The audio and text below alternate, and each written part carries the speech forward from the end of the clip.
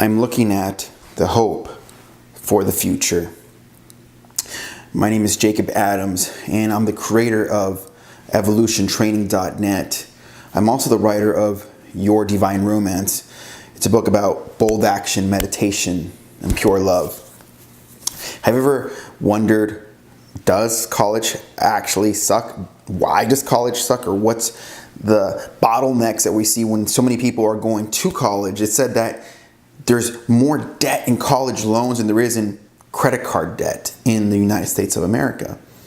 And you have to wonder, why is this debt being accumulated if in fact colleges are doing their job and preparing the kids of the future for a emerging economy?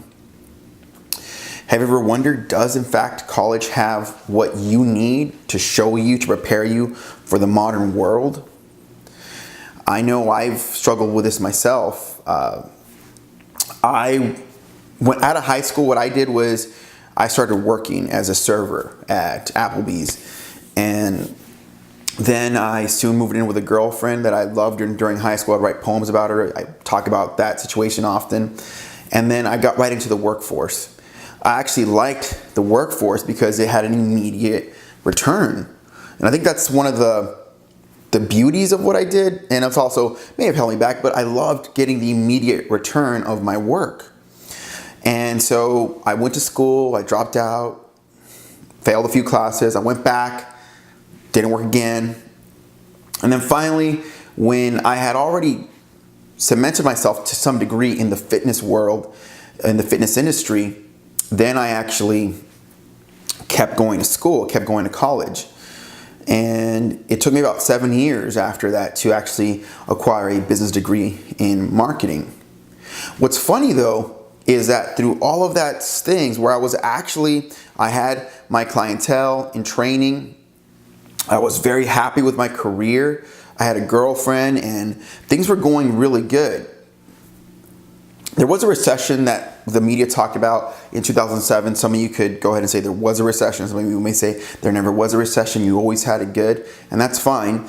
But around the time that hit, it really made a lot of us look to see what in fact we had truly prepared for in our career. Because by that time, I actually got my degree, and then the recession hit. And then it left me to really ask myself to what degree I was willing to dig into my already established work and brand in the fitness industry. I mean, I had a marketing degree. I even had a marketing job with my gym, even while I was somebody that was working as a trainer and everything. So I started my little social media and marketing and stuff there. But in all honesty, I wasn't really prepared by my college training fully. I mean, there was some theory talked about in marketing school and business school, but they didn't really give me the technical skills that I would need for sure. They really didn't. It wasn't until I found my business sort of, hanging on by threads that I really had to look deeper into how to actually get the training I needed in marketing to keep growing.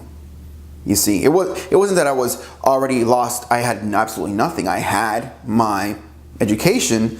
It's just that they didn't really give me the how-to, the step 1, the step 2, the step 3, the step 4 that we expect from college, and I never really got a job because of my marketing degree. Now, luckily, because I knew I wanted to be good at marketing to a degree, I actually took initiative upon myself to start researching it and doing it on my own. Believe it or not, 7 years after the fact, 7 years after the fact that I had gotten my degree, I got back into the research of marketing. And through that process of seeing my losses and my gains, the positives and negatives, going through college, going through the breakups, through all of that struggle and all of those wins and losses accumulating, I finally in 2014 started my research into marketing. And then here we are today. It's still a process that's going. And has there been significant wins that are like so awesome? For me, no, not yet, not at this time. I could tell you there's been great wins like For example, my network marketing company with Advocare, that's been growing steadily over 4 years. I've managed to pay my car off, okay? I've managed to reinvest some of the money into my own self-education and write a book, right? Bold Action, Meditation, and Pure Love. Fine-tune my strengths. So I created a course on evolutiontraining.net through all of my research in developing my own strengths and saying, what are my strengths and what am I gonna really bring to the marketplace, right? Again, but these things weren't drilled into us in college. This is stuff that I've been really delving in within myself, researching, harnessing, practicing, testing on my own after college.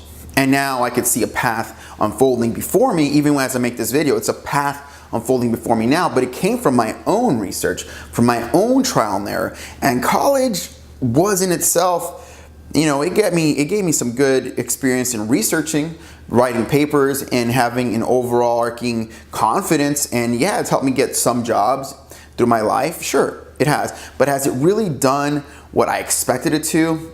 No. The answer is no. And I've fought for it. I've actually talked so well about it to my friends. And it's just here I am making this video because I want to bring to you that young person in that, early 20s, 25, 27, and say, look, you're going to have to really hone in on your own strengths. As a matter of fact, the next video I'm making after this one is honing in on your own strengths and how to do that and what's my strengths and stuff like that. But anyway, getting back to that, what I'm saying is that, so my biggest victories is, I've bought a house, I've developed a brand, I have my own logo, I've had my own company, my own business. And how much of this was actually coming from college? Not so much. I think that the degree helped me get in the door. I think it gave the right impressions to the right people, and rightfully so.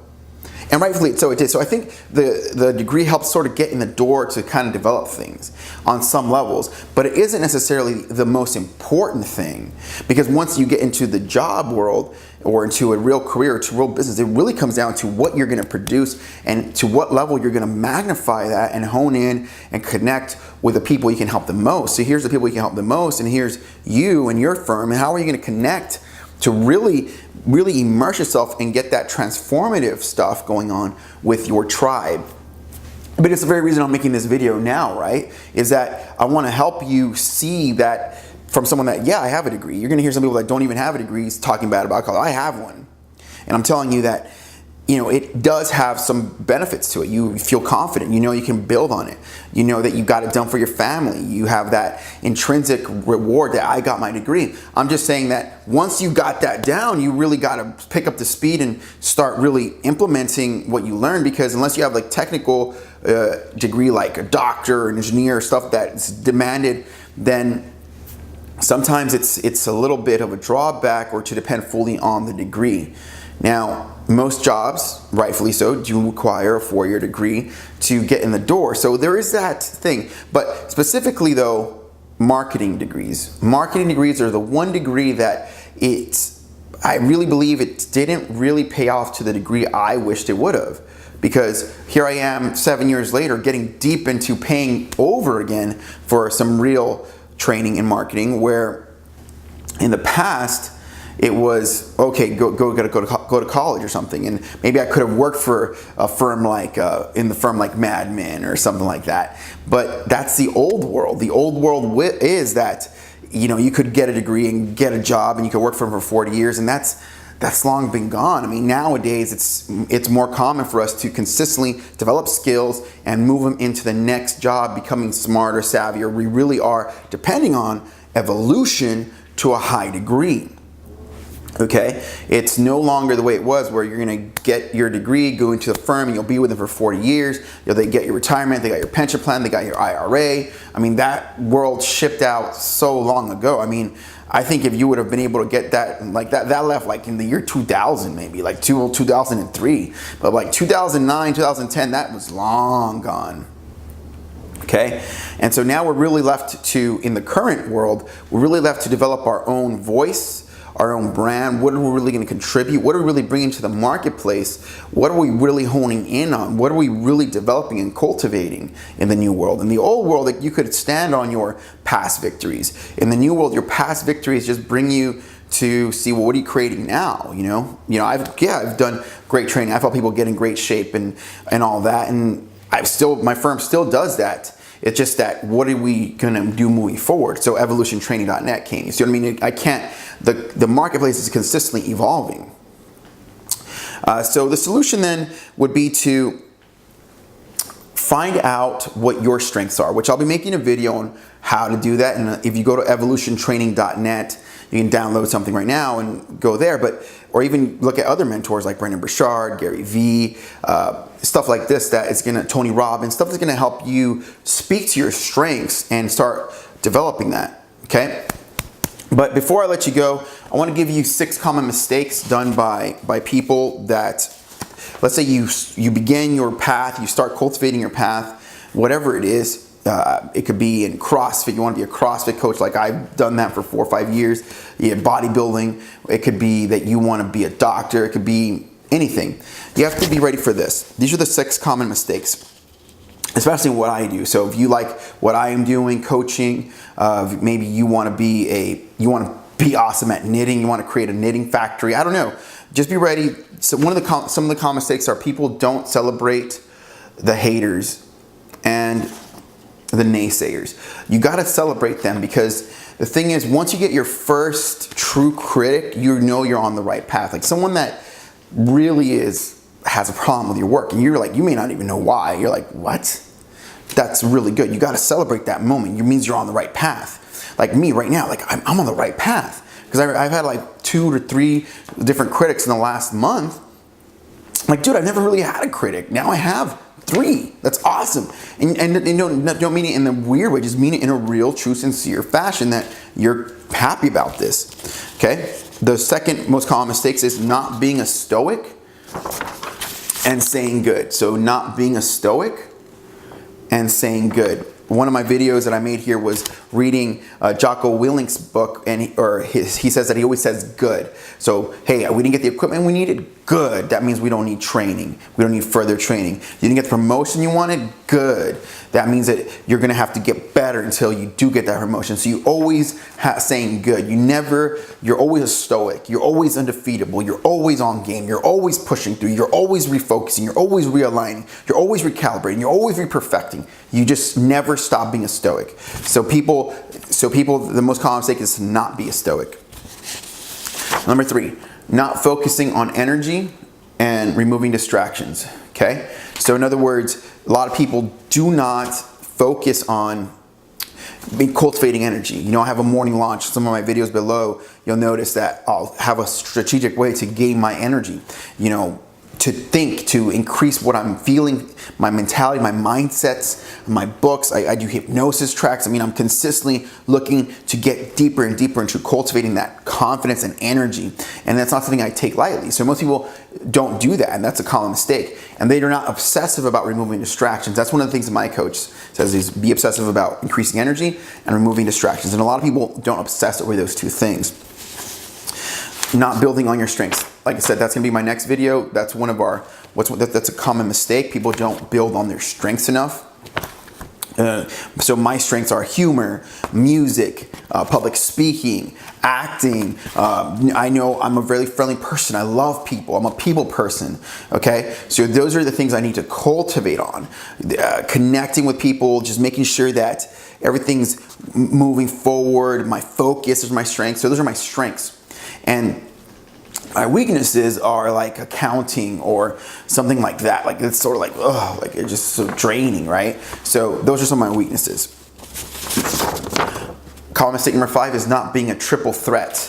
Okay, so just like I told you, so you want to develop more than one strength. In other words, if marketing was one of my weaknesses, now I have to study it. I have to get into it. It's a weakness, but I can get better at it. So that's one of the things that I'm great at fitness training. I'm great at coaching, but people don't know that. So I have to, like I told you at the beginning of this, is get into it myself, research it. How do I get good at something I'm weak at? So that's a double threat, right? And then the other thing is I'm good at music and comedy. So that's like another skill I have, right? Where I have this combination, this culmination that I'm about.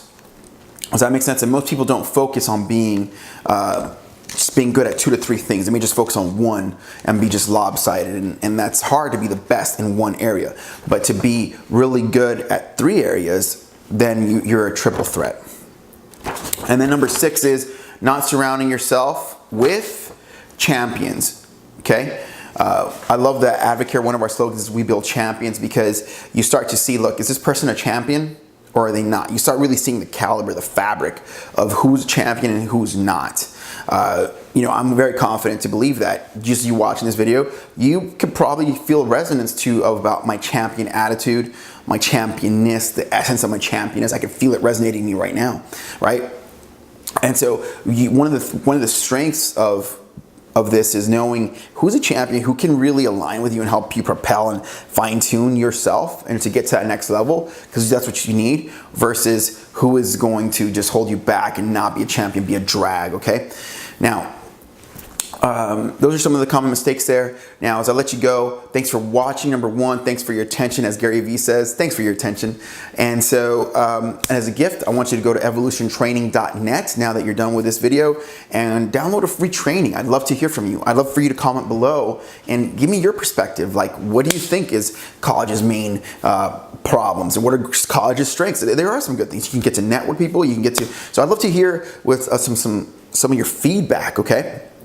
Have fun, like you learn. I'd love to hear, comment below, share the video with anyone that might want to discuss this with me. My number is 512-994-7328. I'd love to hear from you. I'll give you a free consultation, 10-15 minutes, to see how we could break through, really kind of fine tune your perspective. Go to evolutiontraining.net, and download the free training. It's worth a significant amount for you. Really help gain you some clarity, get you those more connections and enriching relationships, and a little bit more success in the financial aspects as you move forward and inch through your process. This is Jacob Adams signing off. Thanks for watching. We'll see you next time. Bye.